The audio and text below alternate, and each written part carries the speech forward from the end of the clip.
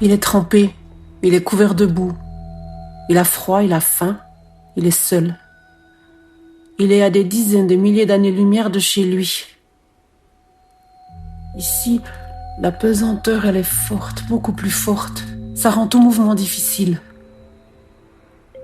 Et l'environnement, aride, inhospitalier, est éclairé par un drôle de soleil, un soleil bleu.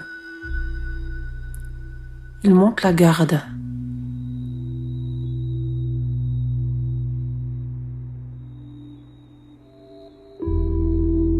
Dans cette partie de l'univers, ça fait des dizaines de milliers d'années que la guerre a commencé. C'est une guerre de position.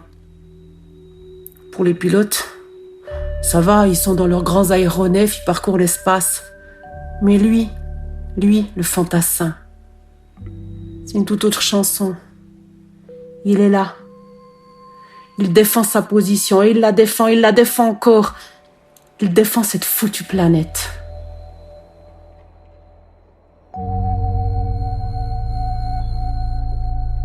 Et cette planète, elle est devenue sacrée depuis que d'autres s'y intéressent.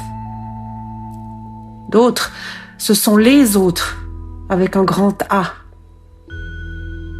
Ce peuple-là, il vient de bien plus loin que lui. Mais ce sont des êtres répugnants. Ce sont des êtres violents, cruels et hideux à faire peur. Il monte la garde.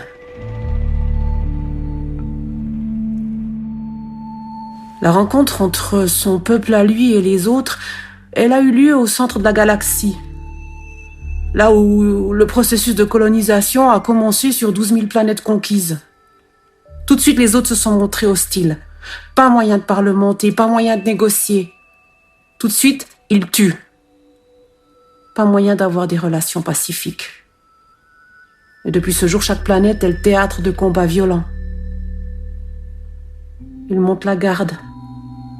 Il est tellement loin de chez lui. Quand reverra-t-il son foyer? Puis là, soudain, il y en a un. Il y en a un de ces autres qui est en train d'approcher de lui en rampant. Lui, le soldat sentinelle, il vise et il tire une rafale. L'autre émet un affreux bruit, guttural. Ils font toujours ce bruit quand ils meurent. Lui, il n'arrive pas à s'y habituer. Depuis le temps, il se dit qu'il aurait dû s'y faire, et ben non. Non, il s'y fait pas. Ça lui donne des frissons, ce râle.